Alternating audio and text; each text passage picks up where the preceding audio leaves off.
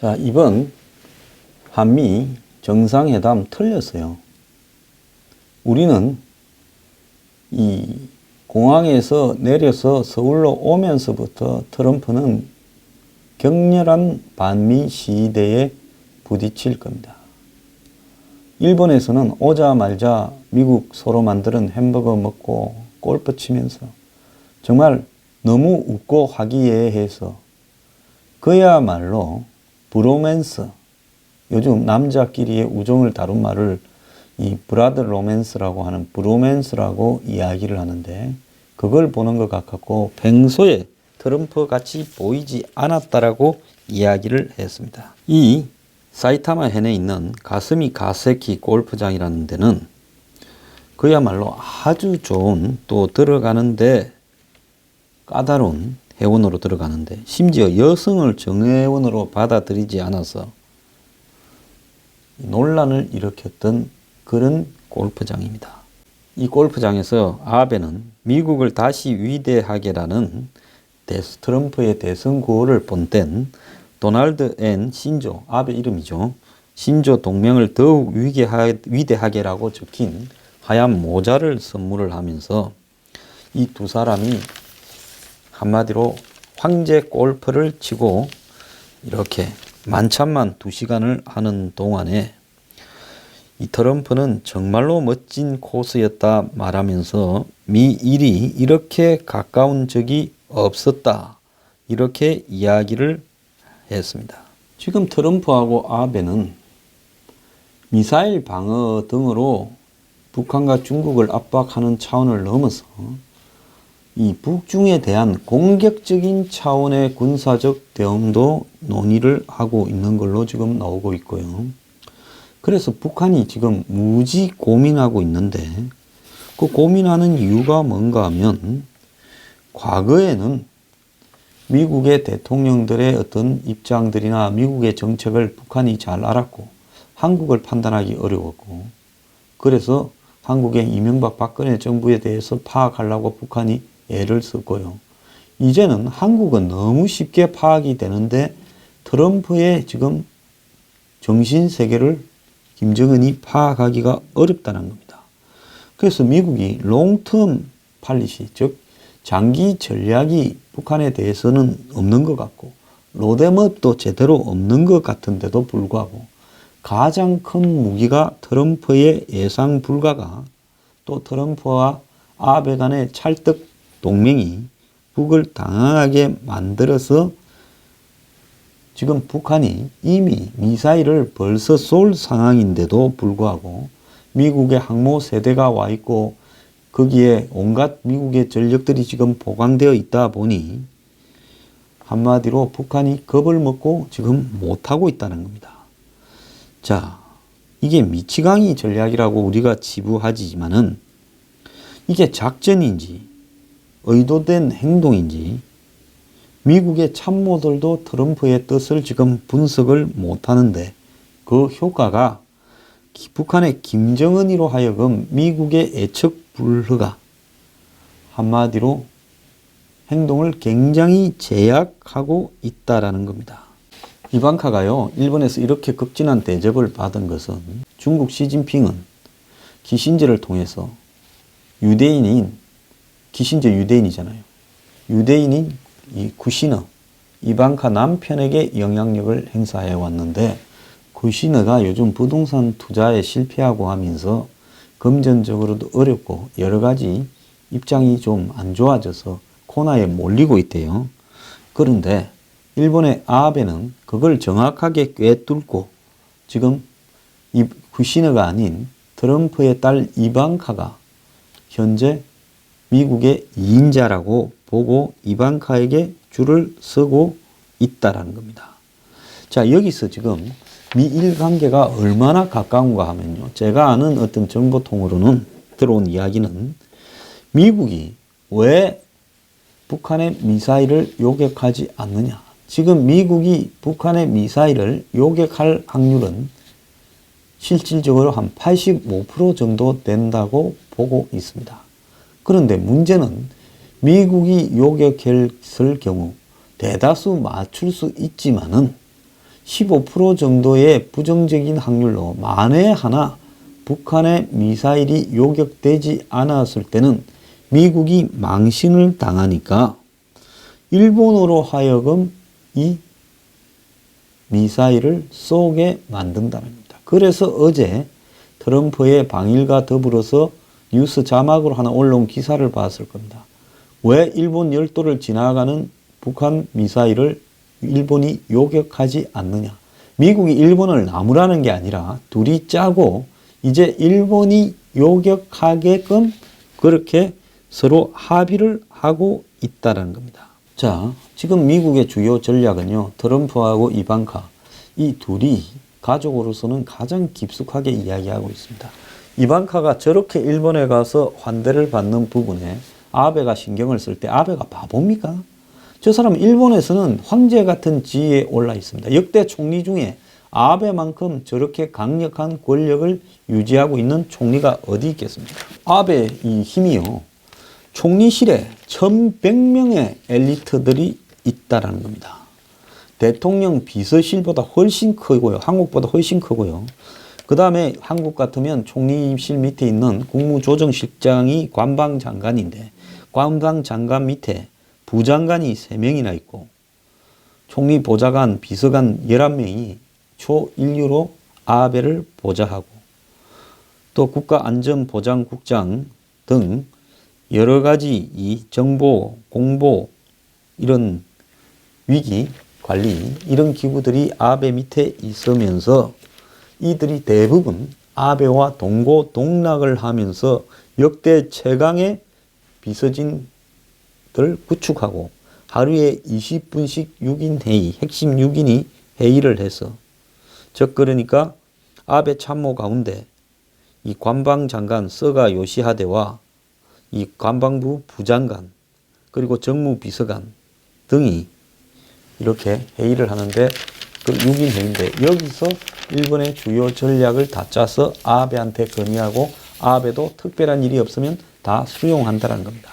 그래서 이들은 트럼프 이방카 그리고 미국의 지금 이 국방부가 그 밑에서 주요 정책을 다 관장하고 있습니다. 틸러슨 국무장관은 이미 힘을 잃었다고 하고요.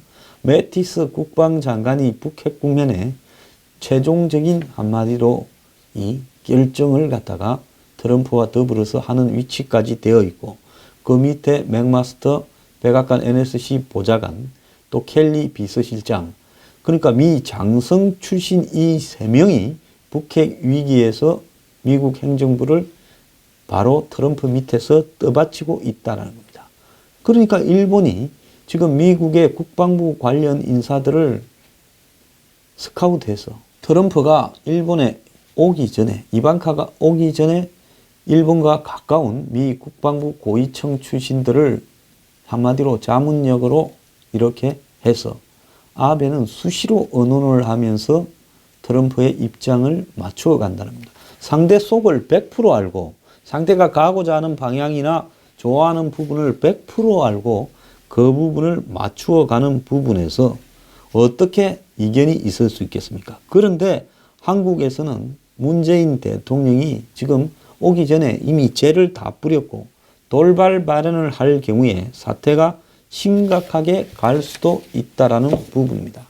자, 중국에 대한 쓰리노 굴욕 합의도 심각한데 문 대통령이 지금 일본에 와 있는 트럼프와 아베 면전에 대고 일본은 우리 동맹이 아니다라고 이야기를 했습니다. 지난 9월 달에 유엔 총회 때도 한미일 정상 업무 오찬 때 일본은 우리의 동맹이 아니다라고 이야기를 했고요. 또 어제 연합뉴스와 청와대 고위층이 통화해서 한미일 정상회담에서 이렇게 말을 했다라는 말을 공개를 했고 더 나아가서 이 한일 관계에 대해서 트럼프가 오기 전에 확실히 선을 긋고 있습니다. 자, 그래서 한미 동맹을 넘어서 일본이 요구하는 한미일 군사 동맹은 받아들일 수 없다라고 이야기를 하는데요. 문 대통령은 싱가포르 이 채널 뉴스 아시아 CNA와 지난 3일 인터뷰를 했는데 여기서도 한미일 공조가 긴밀해져야 하는 이유는 북핵 미사일 도발에 대한 대응 때문이지 이 공조가 삼국 군사 동맹 수준으로 발전하는 것은 바람직하지 않다라고 이야기를 했습니다. 그래서 쓰리노에 대한 중국에 대한 항복 조건인 쓰리노에 대해서 가장 중요한 한미일 군사 동맹 부분을 한국의 대통령이 나서서 직접 거듭 몇 차례 확인을 해주고 있습니다. 그러면서 CNA와 인터뷰에서 미국과의 외교를 이렇게 중시하면서 중국과의 관계도 더더욱 돈독하게 만드는 균형 있는 외교를 하겠다라고 했습니다. 미중 균형 외교라는 표현은 한미 동맹을 강조하고 있는 미국의 입장에서는 매우 기분 나쁜 일이고요. 굳이 트럼프 방한을 앞두고 이런 이야기를 할 필요가 있느냐라는 지적까지 나오고 있고, 한국당에서는 문재인 정부는 군사 주권에 제3국이 영향력을 미칠 수 있는 사례를 만들었고 시대착오적인 광해군 코스프레를 그만두라 했고, 국민의당에서는 미중 사이의 실리 외교를 실현하기에 문재인 정부의 아마추어 외교 안보 라인이 미숙함이 드러났다 했고, 바른정당에서는 쓰리노 원칙은 삼전도 굴욕이고 동맹을 무시하긴 쓰리건 선언이다라고 이야기를 했습니다. 중국 비위 맞추기에 급하다가 지금 한국을 최초 방문하는 국빈 방문하는 트럼프의 한미 정상회담의 중요성을 제대로 이해하지 못하고 있는 게 아닌가라는 이런 지적까지도 나오고 있고요. 지난 6월 30일 문 대통령이 미국 갔을 때 양 정상은 한미일 3국 안보 및 방위 협력이 북한의 위협에 대응해 억지력과 방위력을 정진시키는데 기여하고 있다, 이렇게 말까지 했습니다. 그럼에도 불구하고 문 대통령이 정면으로 지금 트럼프 국빈 초청해놓고 죄를 뿌리는 발언을 거듭하고 있습니다. 자, 일본도 세계적 강국입니다. 5손가락 안에 들어가는 강국인데 이런 나라가 뭐가 부족해서 트럼프나 이방카한테 이렇게 과공을 보이듯이 하겠습니까? 아베가 골프 안 친 지 오래됐는데 트럼프를 위해서 골프를 치고, 또 도쿄 이 료칸 입구에서 이방카를 13분 동안이나 기다렸습니다. 일본은 지난 9월에 뉴욕에서 트럼프하고 정상회담을 할 때 11월 달에 아시아로 올 때 제일 먼저 일본으로 와라 이렇게 부탁을 했고 트럼프가 동의를 했고, 그러면서 지극정성으로 환대를 트럼프와 그 딸에게 하고 있습니다. 그리고 몸을 낮추고 겸손한 모습을 보이고 있는데요. 자, 이것은 한마디로 국익 우선을 갖다가 생각을 한다면 심각하게 우리도 배워야 될 일 아닌가. 심지어 트럼프와 아베가 와규 고기를 먹거나 골프를 치면서 한국에 대해서 무슨 말을 했을까 하는 부분을 생각을 할 때 저는 좀 썸떡하기까지 합니다. 이 최상의 관계를 과시하고 있고 전 세계를 향해서 보라고 하고 있는 이런 두 사람의 형태에 대해서 한마디로 이미 트럼프는 한국 문제와 북한 문제를 아베한테 묻고, 그러면서 그 다음에 여기에 대응하는 전략을 미일 간에 같이 짜는 행태로 가고 있다는 겁니다.